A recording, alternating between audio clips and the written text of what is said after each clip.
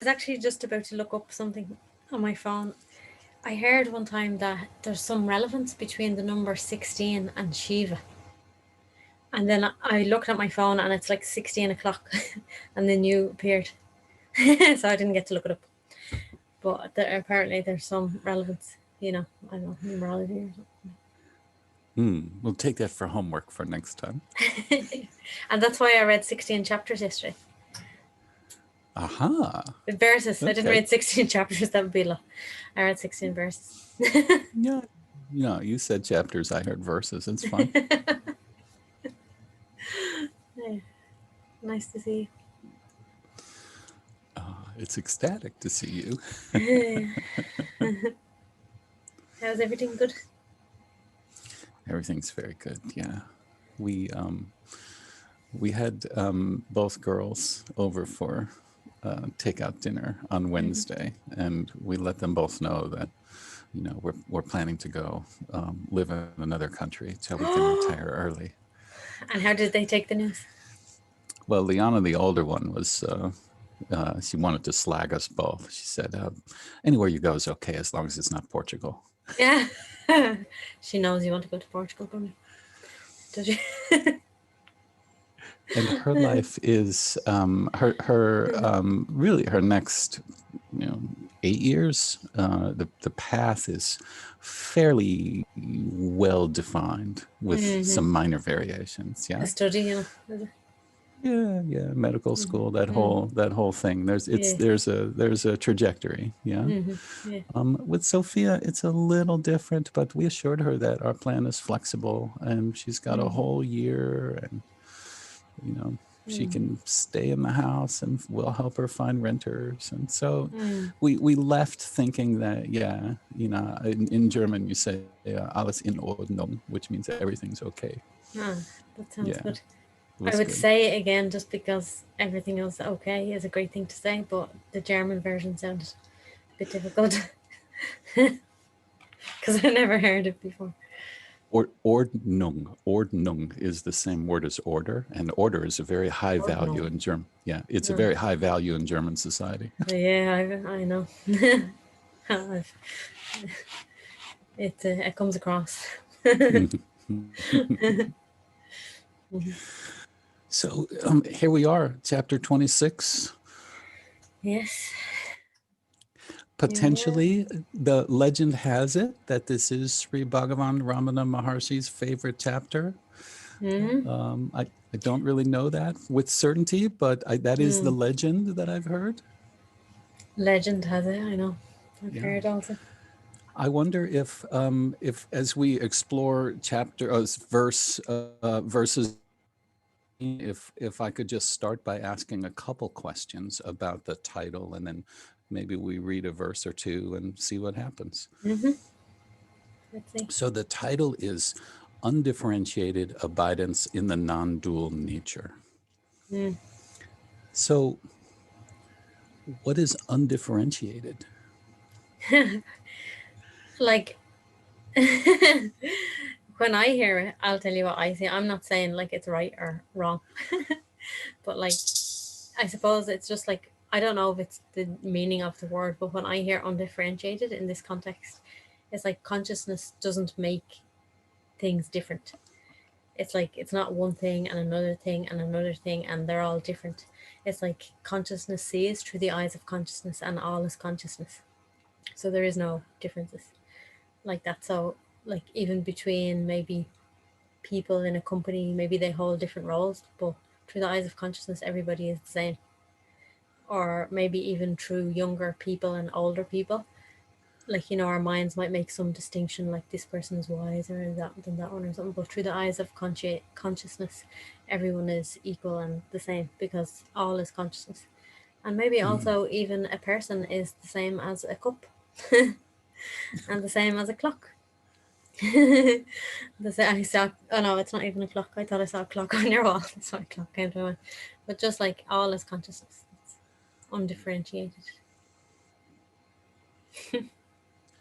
I hear, and I don't mean whether this is right or wrong, but when I hear differentiation, I hear mental or intellectual functioning. Yeah, Yeah, the mind at work somehow, and this is without the mind somehow. Yeah. But I was also going to add then um, another way of looking at undifferentiated. So that's differentiation when you're looking at the world. So, like at the world, but the world through the eyes of consciousness. So, the world is also consciousness.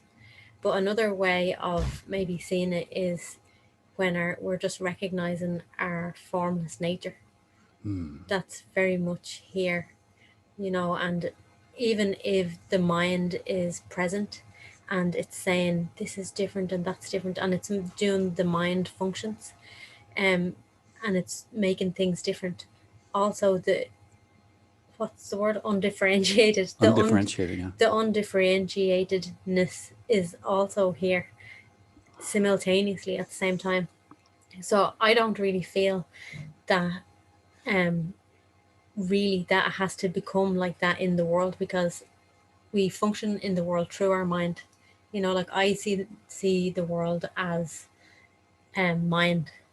You know, like everything is mind, but everything is consciousness. So mind and consciousness are kind of like the same thing in my world and my way of seeing or talking about it. I know people might talk about it a little bit differently, but that's the way I like to see. In the next verse, not the first verse, but the second one, the word Brahman comes up, and I'm wondering if you have an objection to using not the supreme being, but supreme being as Yeah, perhaps a substitute for Brahman here and there as we're reading. Do you think we'll yeah. be arrested by the Vedanta Advaita police if we make that substitution? I don't think so. Maybe it's the evolving of the text. Okay. Supreme being would feels nicer, doesn't it? Like it feels nicer here when you're not so familiar with the word Brahman. Yeah. Somehow. Yeah. Yeah. So maybe if recognition or memory comes as we're reading, we do that here and there, and if not, no big deal. That's what we mean by Brahman. Yeah, and it's just a word, and the whole point is like words can't really point to the truth anyway, so it's okay to Mm. chop and change. So they say. Mm. So although we may take turns reading, um, I know I shared an acronym with you earlier in the week, POG, the presence of Nice.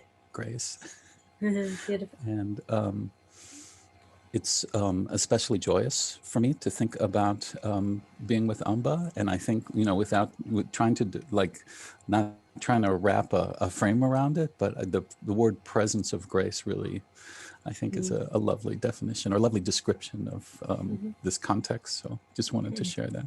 Thank you. I also feel like our meetings are very much full of grace. Hmm. Can I read the first couple verses? Yes, please do. Nadaga. Well, let me start with the title. Chapter 26. Undifferentiated abidance in the non-dual nature. Nadaga. In this explanation, I shall tell you about being established in the undivided, which has nothing apart from itself, which is full of itself. May you be in the bliss of being that itself, as being proclaimed to you. This teaching is highly secret and rare to come by in the Vedas and the scriptures. Moreover, this is rare to come by for even the gods and yogins, and is dear to their hearts. Son, daughter, it has been said by those who know fully that being at one with a perfectly full, non-dual Supreme Being, the mass of existence, consciousness, bliss, the immutable, the self of all, the serene, without the imaginations or notions of the fickle mind, ended, and thought dissolved wholly and indistinguishably herein, like a solute such as cumin seed dissolved in water, is the abidance in that itself.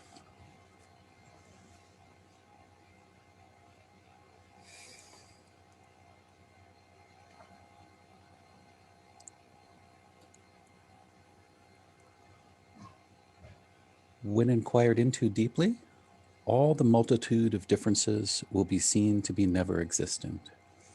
All is the undivided supreme being, which is not different from the self.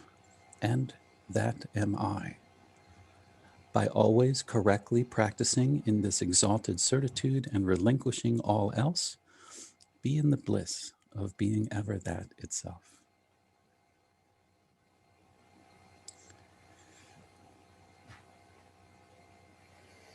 That in which all these apparent differences of dualities cease to exist when inquired into, in which all cause and effect, even a trace thereof, cease to exist, and in which not a trace of this fear of duality exists.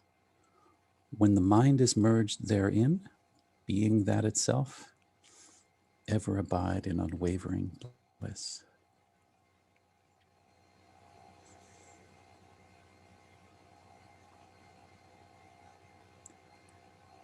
That in which there is neither a concept, fixed idea, nor imagination, doubt, notion, in which there is neither peace nor perturbance, neither mind nor intellect, in which there is no confusion or conviction, in which there is no conviction, feeling, or absence of conviction or feeling, in which there's no cognition or being as that itself, without the least fear of duality, ever abide in unwavering bliss.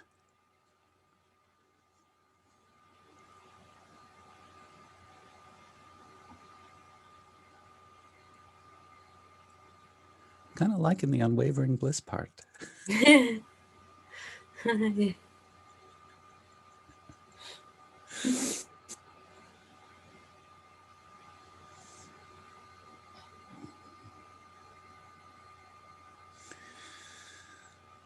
That in which there is nothing bad or good, in which there is neither sorrow nor pleasure, in which there is neither silence nor speech, in which there are no pairs of opposites, in which there is no notion, the body is myself, and in which there is not the least thing to perceive, ever abide in bliss without a trace of a concept, in that itself, as that itself.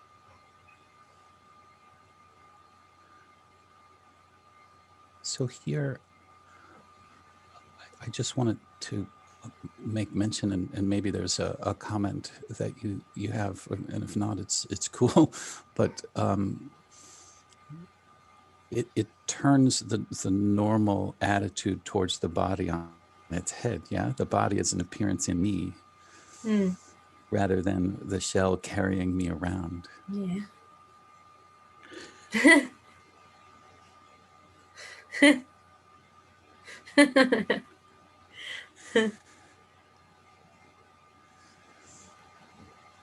But you know, even sometimes we can have the, I feel like we can have the kind of way of looking, or maybe really an idea that the body is in me.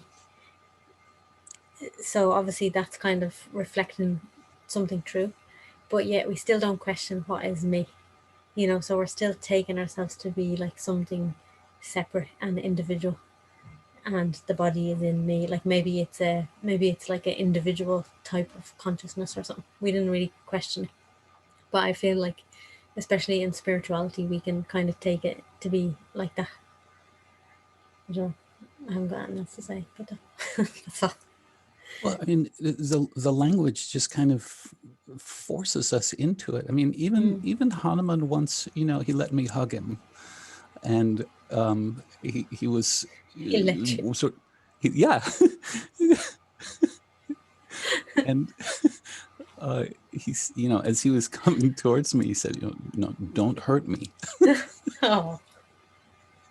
But the me was, clearly referring to his physical form in that, right Yeah. that moment. So, but Sweet. even, yeah.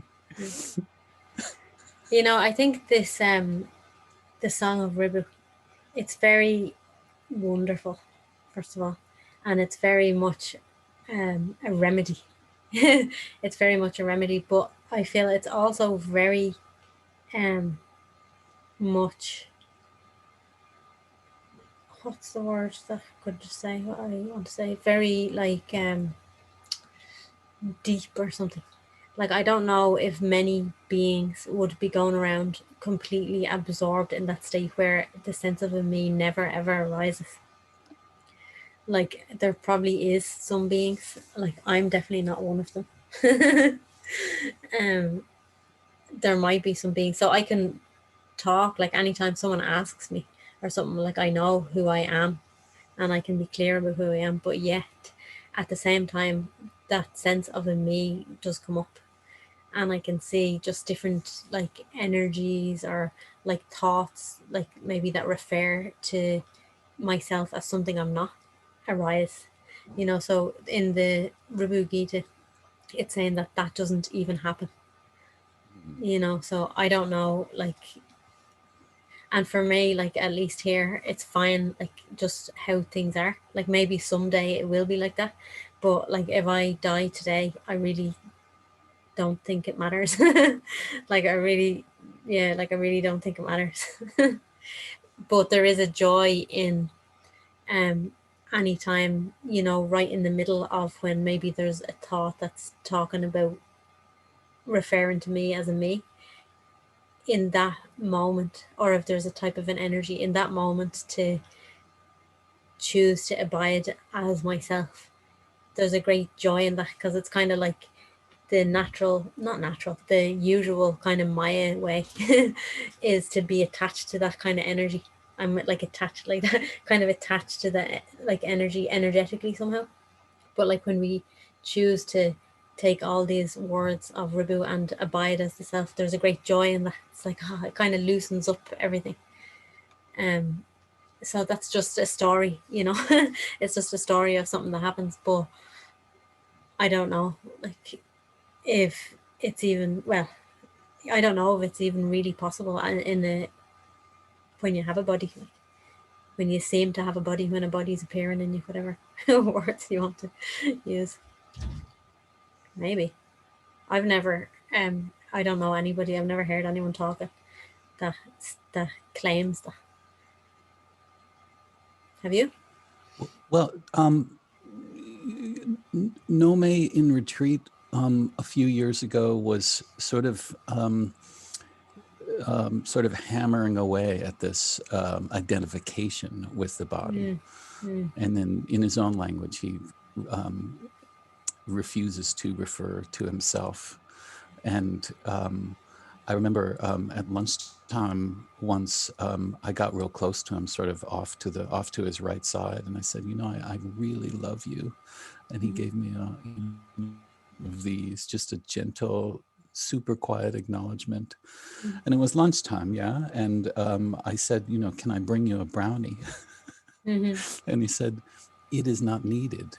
Like Yeah, he refused to refer to himself as a separate self. yeah. And then Sasvati kind of chased me away, because I was sitting to Nomi's right, and with his Parkinson's, it's a little difficult for him to turn to one side. So, Mm, that ended the conversation. So, mm, someone saying no to a brownie actually yeah. profoundly affected me. Yeah. Who would say no to a brownie? The That's right. self. The self does not need brownies. The self does not need brownies. I have to remind myself. Anyway, it really doesn't matter if anybody else like has ever achieved that state, really. But the thing is, I feel like that even though we are already that, and we know, like, and we see that we are already the self, it's like just that anytime it seems like we're referring to ourselves as a me, that we're kind of, you know, I don't know, looking at it, cutting it, maybe you could say. Mm. um, I mean, if that's what's in our heart, I don't feel like everyone needs to do that, like, or anything, but like it feels really wonderful here when like life just seems to be flowing like that. Mm. Mm.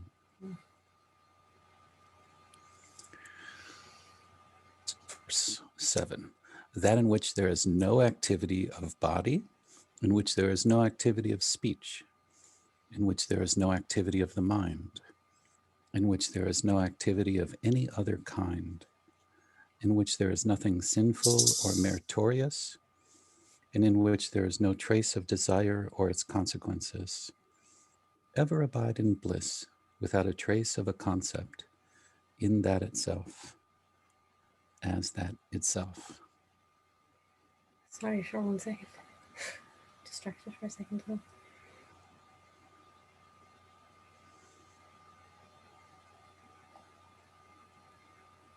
Sorry, somebody's coming to my house to bring me something. So I have to...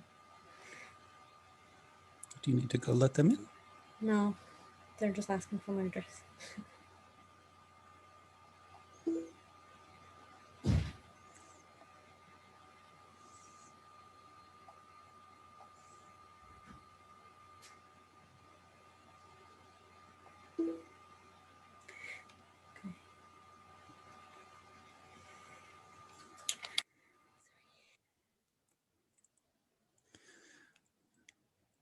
Did I hear you mute? Huh? No, you did not mute. No. It went very quiet on your side. So Would you like me to read it, Ernest? we're on verse 8, if we're going to take them in order.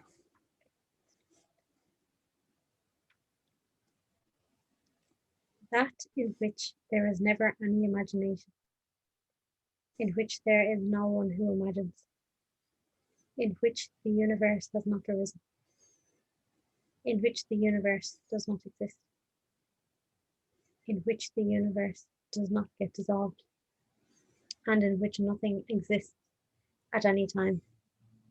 Ever abide in bliss without a trace of a concept, in that itself, as that itself.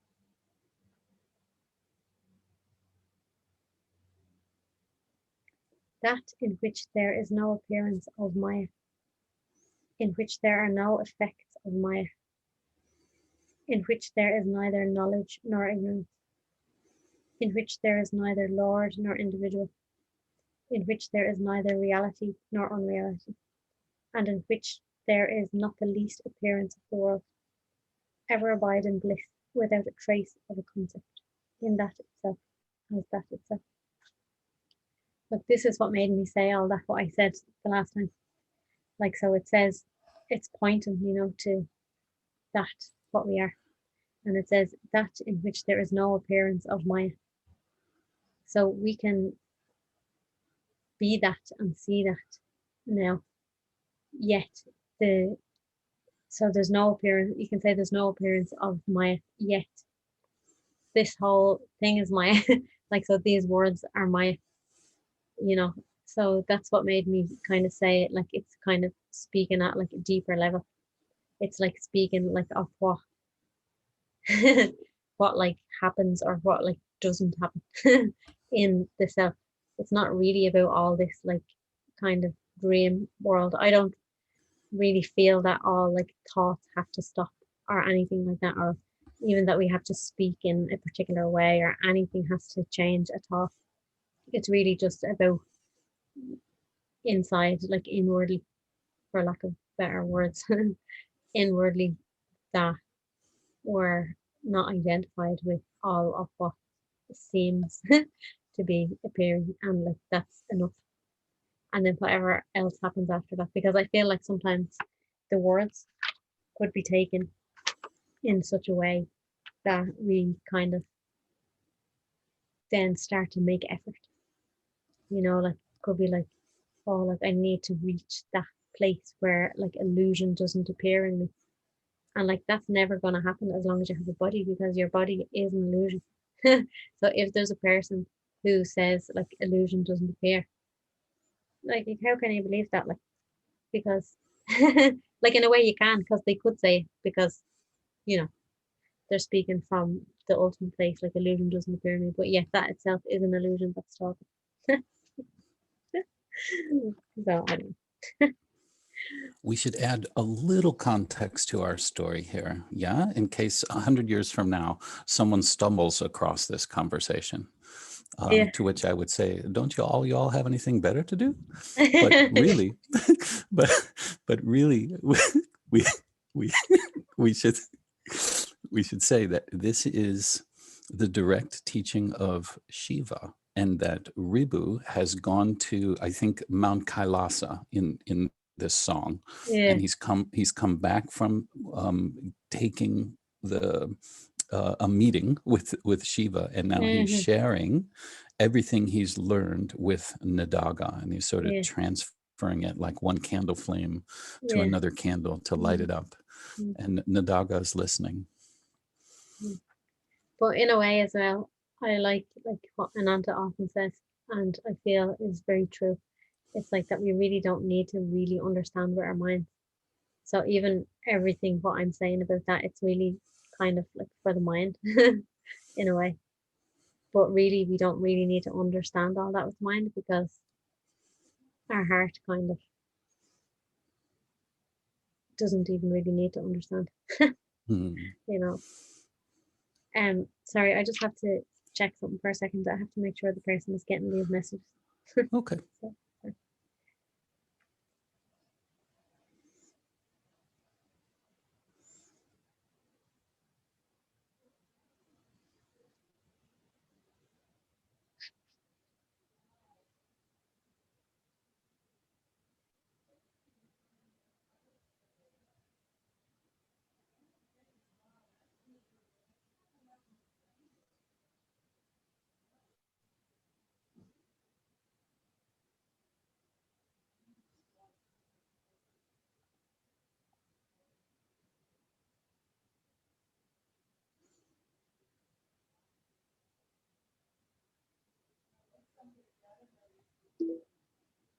So like these people are actually in our meeting with us by chance. They don't know anything about the Song of Rubu, but they're actually in the Song of Rubu. There's like people that I don't really know. I'm buying something off them like through the internet. I hope they feel some grace blowing their way.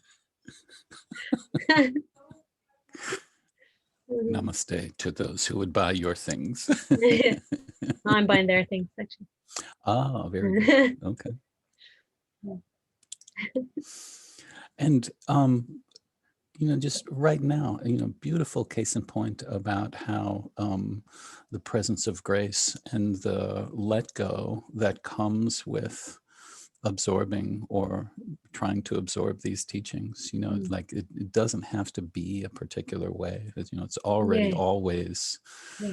perfect. So, we're talking about this profound stuff, and, Mm. someone wants to come and buy your stuff. So what?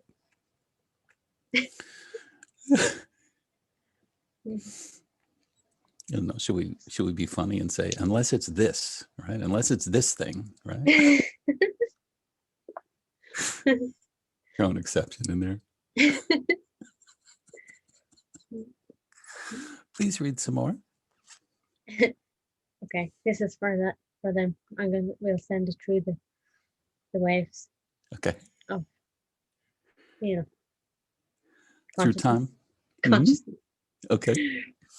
That in which there are no manifold gods, in which there is no worship of or service to these, in which there is no differentiation as the triad of forms, Brahma, Vishnu, Shiva, in which there is no meditation on the triad of forms, in which there is no form of the Supreme Shiva, and in which there is no meditation on the Supreme Shiva, ever abide in bliss without a trace of a concept, in that itself, as that itself.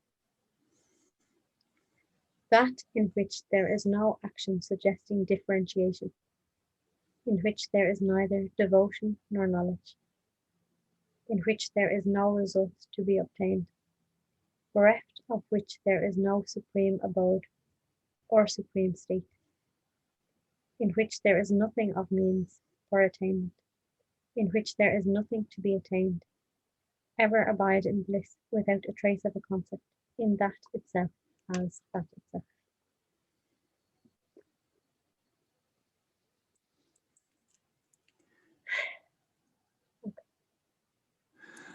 It sort of takes all the effort away. Mm.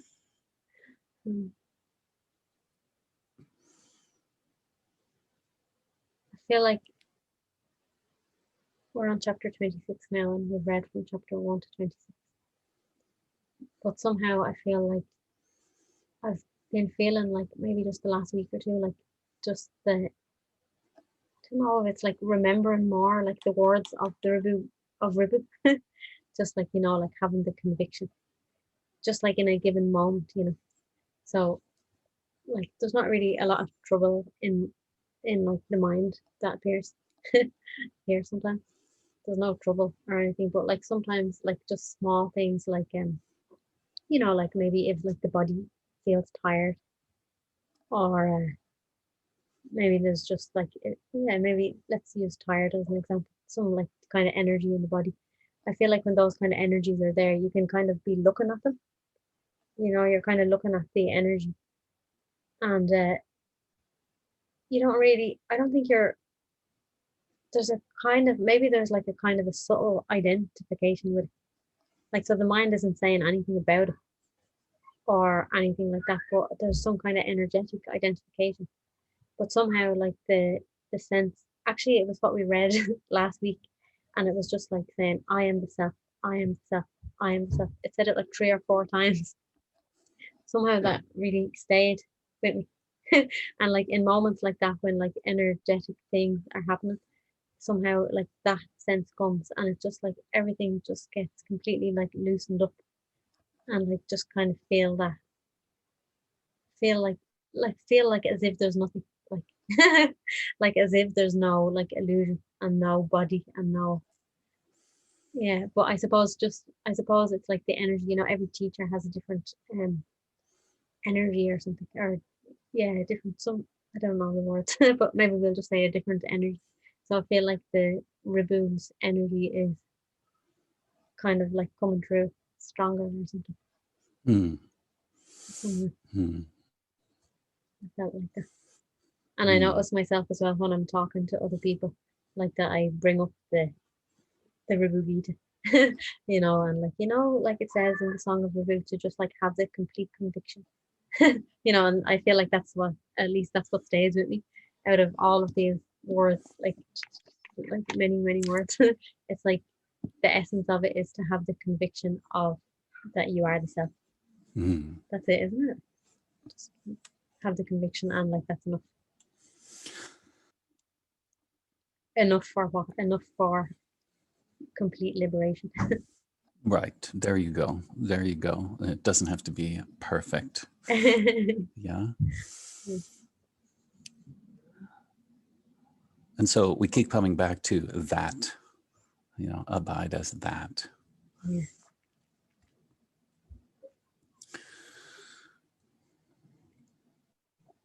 That in which there is nothing of the body or senses or life, in which there is nothing of mind or intellect or thought, in which there is nothing of ego or ignorance, in which there is no experiencer of these, in which there is no macrocosm or microcosm, in which there is not a trace of the cycle of birth and death.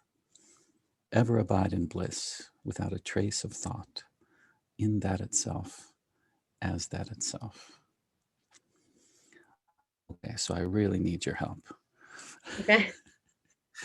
There's no experiencer of these? There's no like individual like there's experiencing, Ah. but no experience or Mm. so how can we deny that there's experiencing? There's experiencing, but it's just like it's not like that there's a separate me, a separate anyone like having an experience. So that would be me, and the experience are different. There's just like experiencing. It's like a flow, like almost like you can't separate a river from the flow of the river, but you can talk about them in two different things, isn't it? There's the river and the river flows. So it's like that. There's like the self and like experiences, but they're not two different things.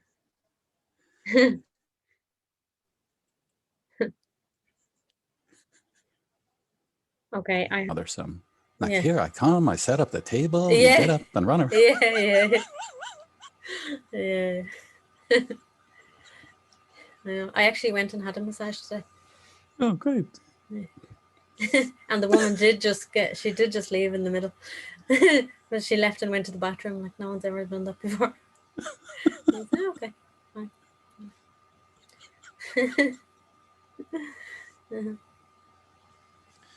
Well, this is perfect then for verse 13. That in which there is no desire and no anger, in which there is no covetousness and deluded infatuation, in which there is no arrogance and envious malice, in which there are no other impurities of the mind, and in which there is no delusive notion of bondage, and in which there is no delusive notion of liberation.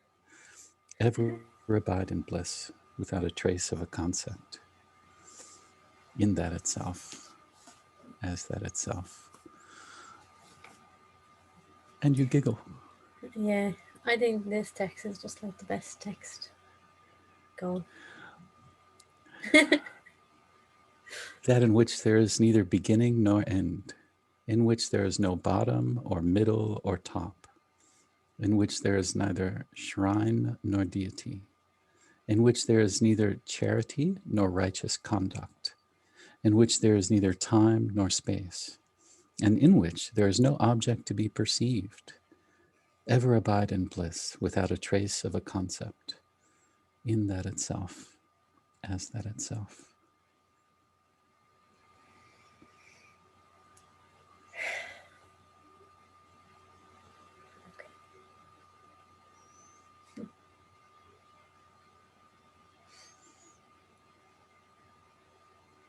Will I read the last two verses? Please.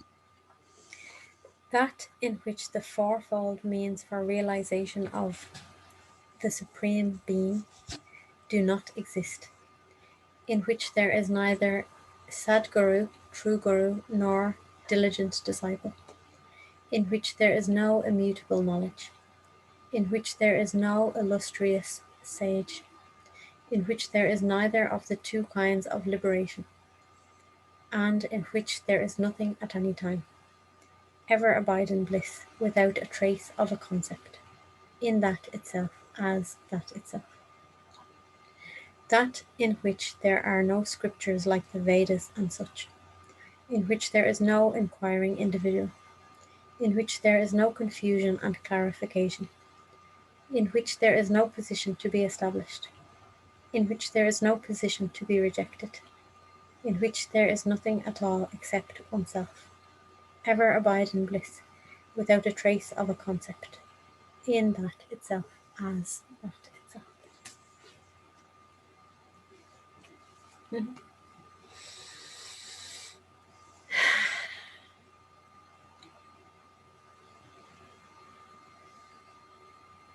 There's definitely no argument with that.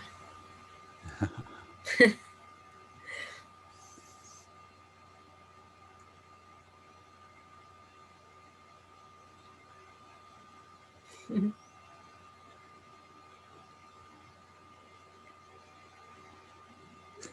Mhm.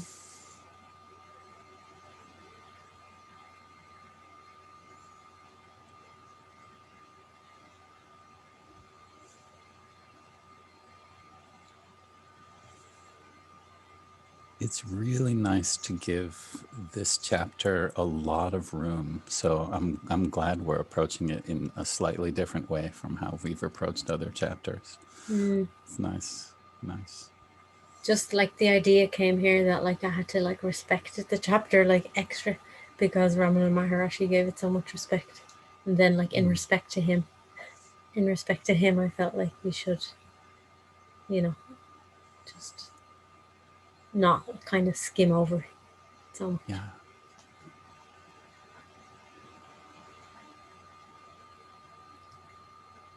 I mean it's also just an idea as well. Mhm. But still, it's fine. This is how the ideas play now.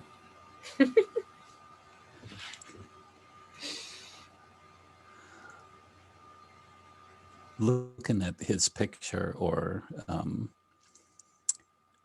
just imagining his picture, even it's almost like you're kind of seeing the self looking Mm. back.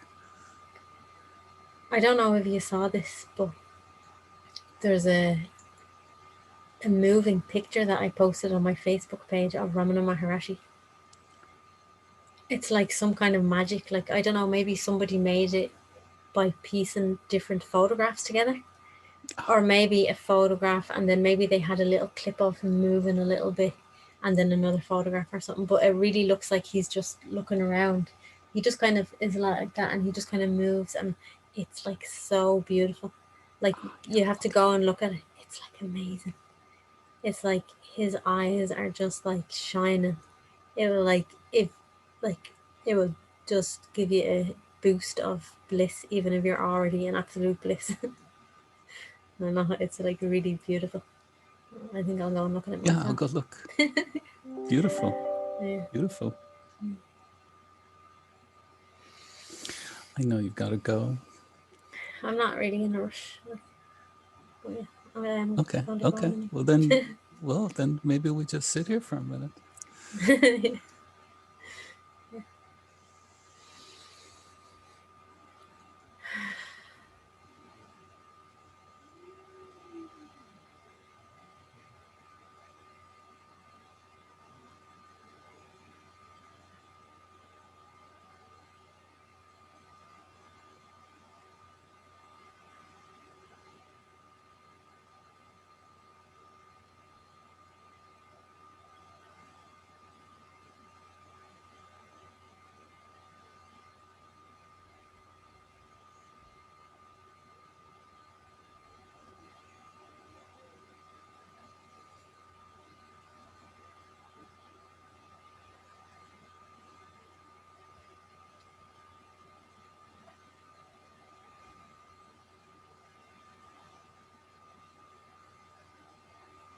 We're really not even here,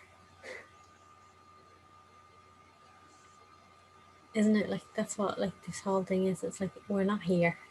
We're not like we're not here in a body. We're not like standing. You're not standing in some room.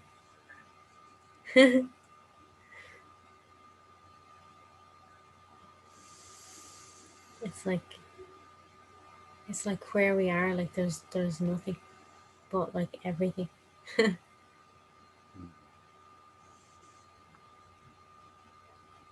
And I just feel like I don't know. It's just like it's so beautiful to be reminded of that right in the midst of like in like I don't know how it would be like if there was nothing appearing, like maybe if it was just that, let's say if it was just that and it's like maybe some sense came, oh there's just that, it'd be like, oh yeah, like I know obviously.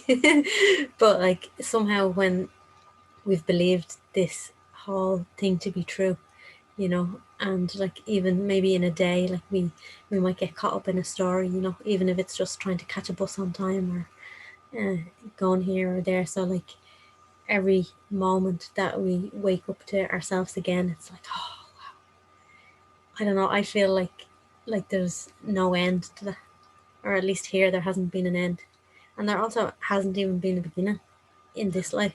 I don't know where the beginning was, you know even for that, like. So it's like it's just like I feel like it's just like waking up like over and over and over again. So it's not like I don't feel like you wake up and then you're awake.